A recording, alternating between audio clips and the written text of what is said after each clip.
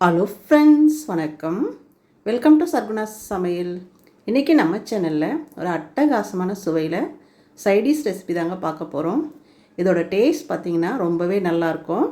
எல்லாத்தோடையும் சைடிஷாக வச்சு சாப்பிட்றதுக்கு செம்மையாக இருக்கும். எல்லாருமே விரும்பி சாப்பிடுவாங்க. இது செய்கிறது ரொம்பவே ஈஸி தான். இதை எப்படி செய்யுதுன்னு பார்க்கலாமா? அதுக்கு முன்னாடி நம்ம சேனலை இப்போ தான் முதல் முறையாக பார்க்குறீங்கன்னா சப்ஸ்கிரைப் பண்ணிக்கோங்க. இப்போ வாங்க எப்படி செய்யுதுன்னு பார்க்கலாம்.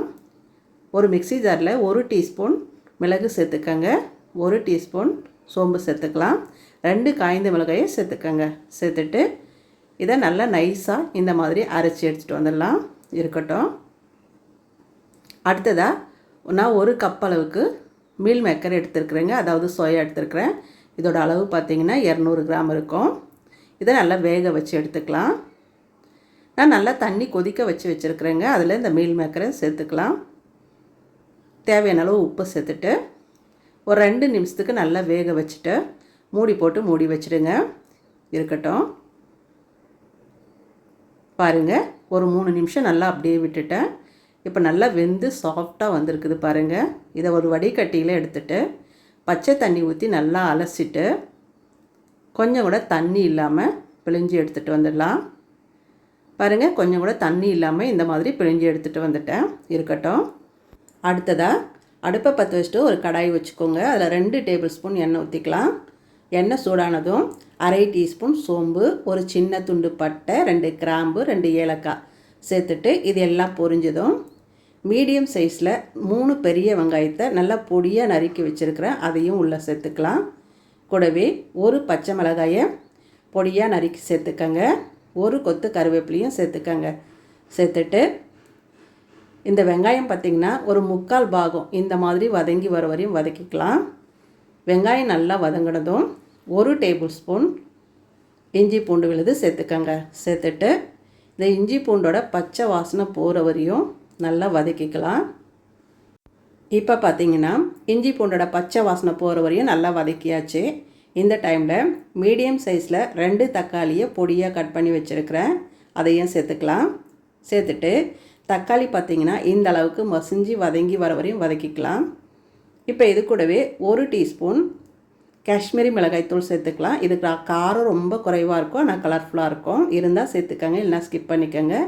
ஒரு 1/4 டீஸ்பூன் மஞ்சள் தூள் சேர்த்துட்டு நல்லா இந்த மாதிரி வதக்கிக்கோங்க. நல்லா வதங்கினதும் 1 டம்ளர் அளவுக்கு தண்ணி ஊற்றிக்கலாம். தண்ணி அதிகமாக ஊற்றக்கூடாதுங்க. ஒரு டம்ளர் அளவுக்கு ஊற்றினா போதும். இந்த அளவுக்கு ஊற்றிக்கோங்க. சேர்த்துட்டு இதுக்கு தேவையான அளவு உப்பு சேர்த்துக்கலாம். 1 டீஸ்பூன் நான் உப்பு சேர்க்குறேன். சேர்த்துட்டு நல்லா கலந்து விட்டுட்டு மூடி போட்டுடலாம். மூடி போட்டுட்டு அடுப்பை குறைவான தீயில் வச்சுட்டு ஒரு 2-3 நிமிஷம் நல்லா வெந்து வரட்டும். பாருங்கள், ஒரு 3 நிமிஷத்துக்கு விட்டுட்டேன், இடையில் கலரி விட்டேங்க. இந்த அளவுக்கு தொக்கு மாதிரி வந்திருக்குது பாருங்கள். இந்த அளவுக்கு இருக்கிற மாதிரி பார்த்துக்கோங்க. இந்த டைமில் நாம் பிழிஞ்சு வச்சோம் இல்லைங்களா, வேக வச்சு பிழிஞ்சு வச்ச மீல் மேக்கரை சேர்த்துக்கலாம், அதாவது சோயாவை சேர்த்துக்கலாம். சேர்த்துட்டு இந்த மசாலாவோட இந்த மீல் மேக்கரை நல்லா படுற மாதிரி கலந்து விட்டுக்கோங்க. இந்த அளவுக்கு வர்ற மாதிரி கலந்து விட்டுட்ட பிறகு இப்போ இது கூடவே நாம் அரைச்சி வச்சோம் இல்லைங்களா, மிளகு, சோம்பு, வரமிளகாய், இது எல்லாத்தையும் சேர்த்துக்கலாம். கூடவே ஒரு 1/2 டீஸ்பூன் கரம் மசாலா தூள் சேர்த்துக்கலாம். சேர்த்துட்டு இதை நல்லா கலந்து விட்டுக்கலாங்க. இந்த மாதிரி எல்லா இடமும் படுற மாதிரி நல்லா கலந்து விட்டுக்கோங்க. கலந்து விட்ட பிறகு இப்போ இதுக்கு ஒரு மூடி போட்டுடலாம். மூடி போட்டுட்டு அடுப்பை சிம்மில் வச்சுட்டு ஒரு 3 நிமிஷத்துக்கு அப்படியே விட்டுருங்க. இருக்கட்டும்.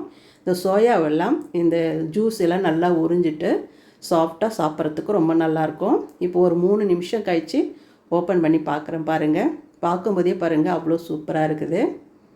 ஒரு முறை நல்லா கலந்து விட்டுட்டு கடைசியாக பொடியாக நறுக்கின கொத்தமல்லி இலைகளை தூவிக்கோங்க. தூவிட்டு நல்லா கலந்து விட்டுருங்க. அவ்வளோதாங்க, அட்டகாசமான சுவையில் மீல் மேக்கர் ஃப்ரை சூப்பராக தயாரிச்சு பாருங்கள். இதை பார்த்திங்கன்னா சப்பாத்தி கூட சாப்பிட்லாம், சாம்பார் சாதம், ரச சாதம், வெரைட்டி ரைஸ் கூட வச்சு சாப்பிட்லாம். ரொம்பவே நல்லா இருக்குங்க. ஒரு முறை இந்த மாதிரி செய்து பார்த்திங்கன்னா திரும்ப திரும்ப செய்வீங்க. அந்தளவுக்கு ருசியாக இருக்கும். கறி சாப்பிட்ற மாதிரியே இருக்கும். நாங்கள் இன்றைக்கி வெள்ளை சாதத்தோடு சாப்பிட போகிறோம். சுட சுட வெள்ளை சாதத்தை 2 கரண்டி வச்சுட்டு 2 கரண்டி மீல் மேக்கர் ஃப்ரையை வச்சுட்டு சாப்பிட்டு பாருங்களேன். ஒரு தட்டு சோறு கூட சாப்பிட்லாம், அந்த அளவுக்கு ருசியாக இருக்கும். இதே மாதிரி நீங்களும் செய்து பாருங்கள். செய்து பார்த்துட்டு எப்படி வந்ததுன்னு கமெண்ட்டில் சொல்லுங்கள். இந்த வீடியோ பிடிச்சதுன்னா சர்குணா சமையலுக்கு சப்ஸ்கிரைப் பண்ணுங்கள், லைக் பண்ணுங்கள், மறக்காமல் உங்கள் தெரிஞ்சவங்களுக்கு நிறைய ஷேர் பண்ணுங்கள். நன்றி.